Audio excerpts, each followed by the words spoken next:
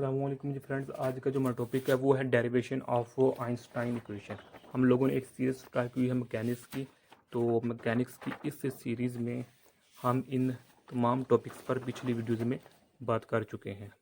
अगर आप लोग इस सीरीज़ को फॉलो कर रहे हैं तो बेस्ट है, अगर नहीं फॉलो कर रहे तो आपके जो मुतल्लिका टॉपिक्स के लिंक्स होंगे वो इंशाअल्लाह रहमान आप लोगों को डिस्क्रिप्शन में मिल जाएंगे। ओके, आज का मेरा टॉपिक है वो है लेक्चर 38 इसका ए पार्ट। इस पर हमने इंट्रोडक्शन ऑफ आइंस्टाइन की इक्वेशन इस पर मुकम्मल से बात कर ली थी लास्ट वीडियो में।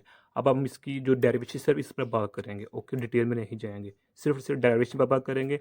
तो इसके मुतालिक जो भी था इल्म यानी कि जनरली वो हमने इस वीडियो में बयान कर दिया गया, तो आप वो देख सकते हैं। तो आइए स्टार्ट करते हैं। बिस्मिल्लाहिर्रहमानिर्रहीम सल्लल्लाहु अला मुहम्मद सल्लल्लाहु अलैहि वसल्लम। जिस तरह हम जानते हैं कि ये देखिए हमारे पास टाइम डायलेशन, लेंथ कॉन्ट्रैक्शन और हमारे पास मैस वेरिएशन, इधर हमने टॉपिक्स इसमें देखे थे। ओके, उसमें हमारे पास एक फार्मूला ये था, ये हमारे पास मैस वेरिएशन का फार्मूला होता है ये वाला। ये सी है, ये स्पीड ऑफ लाइट है, ये ऑब्जेक्ट की वेलोसिटी है, ये ओरिजिनल मैस होता है, ये वेरिएशन वाला मैस होता है। ओके, तो इस फार्मूले को हम नज़र रखते हुए जिस तरह हमारे पास लेंथ कॉन्ट्रैक्शन होता है उसमें हमारे पास फार्मूला ये होता है, और जो टाइम होता है टाइम का जो हमारे पास फार्मूला टाइम डायलेशन का हमारे पास फार्मूला ये होता है। ओके, हम इसको देखेंगे। तो सिंपल सा काम है, ये देखें मैंने अर्ज पहले लिखा हुआ है।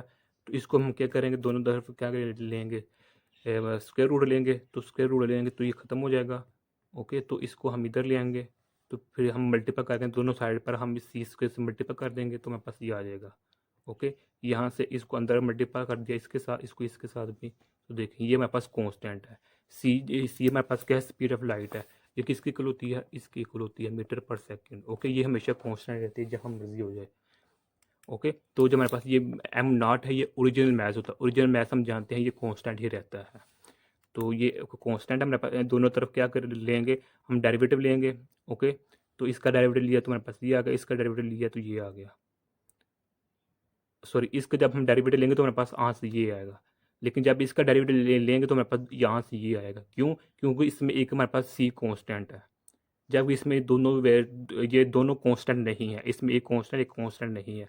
तो इसका आंसर हमारे पास ये होगा, और इसका जो डेरिवेटिव लेंगे तो हमारे पास ये होगा।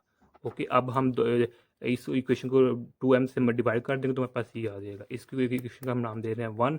तो हम जानते हैं increase in kinetic energy is equal to the work done in increasing the speed from v to v plus. यानी कि जब ये ऑब्जेक्ट इसको ऑब्जेक्ट पर हम जब वर्क करेंगे तो वर्क करने का मतलब क्या है, इसमें हम काइनेटिक एनर्जी इसको काइनेटिक एनर्जी दे रहे हैं। ओके, वर्क का यही मतलब होता है। ओके, और हम वर्क का फार्मूला होता है एफ डी, ये वर्क का फार्मूला होता है। तो इसलिए इसको मैं इस तरह लिख सकता हूँ, या फिर इसको मैं इस तरह लिख सकता हूँ, इसमें कोई हर्ज वाली बात नहीं। तो देखिए यही है। तो हमने इधर से फार्मूला लिखा, work is equal to F D होता है, तो इधर भी डी लिखा, तो इसको इधर लिख दिया, हमारे पास जो होगा ये डी एस। ओके, यानी कि इसको ये हमारे पास एफ एस होता है, एफ डी, डी की जगह आप एस लिख लें, कोई बात नहीं है, एक ही बात है। ये एल लिख लें, वो हमारे पे अपनी मर्जी होती है। तो यहाँ से इसका हमने यहाँ ये निकाला। तो हम जानते हैं जो हमारे पास एफ होता है वो किसकी इक्वल होता है, D P over D T. ये लीनियर फॉर्म में होता है। अगर हम रोटेशन फॉर्म में जाएँ तो ये हमारे पास जो फोर्स होती है ये बिहेव करने लग जाती है एज ए टार्क, और ये बिहेव करने लग जाता है जो मोमेंटम होता है एज अ इनर्शिया, और ये ऐसे है। ये रोटेशन फॉर्म है, लेकिन ये लीनियर फॉर्म में हम इसको लेंगे डी पी डी टी। तो पी जानते हैं हम एम वी होता है। Okay, M V. तो ये हमने इधर वैल्यू है एफ़ की वैल्यू इधर पुट कर देंगे तो हमारे पास आ जाएगा। ओके, अब एफ़ की वैल्यू को जो हमारे पास ये है ना, इसको हमने डेरिवेट किया पहले। ओके, इसको हम डेरिवेट किया तो हमारे पास ये आ जाएगा। इसको आंसर को हम इस इक्वेशन में पुट कर देंगे तो हमारे पास ये आ जाएगा। ये इक्वेशन नंबर 2 है। अब देखें इक्वेशन नंबर 2 का left hand side equation number 1 के लेफ्ट हैंड साइड इक्वल है एक दूसरे के।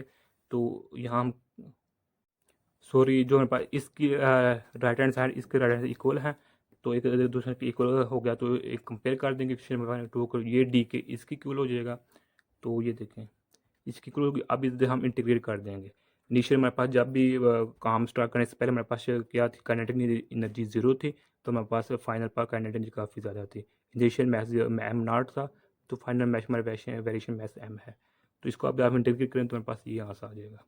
ओके, और यहाँ से हम ये फार इक्वेशन का हमें पता होना चाहिए पहले ही, तो इस यहाँ हम के की वैल्यू प्रूव कर गए तो हमारे पास ईजिली ये फॉर्म आ जाएगी। तो यही आज का मरना सर टॉपिक था। जज़ाकल्लाह खैर। मैं पहले बता चुका हूँ कि इसमें हम सिर्फ डेरिवेशन कर रहे हैं, इसकी जो मुकम्मल डिटेल है वो एक पार्ट में हम कर चुके हैं।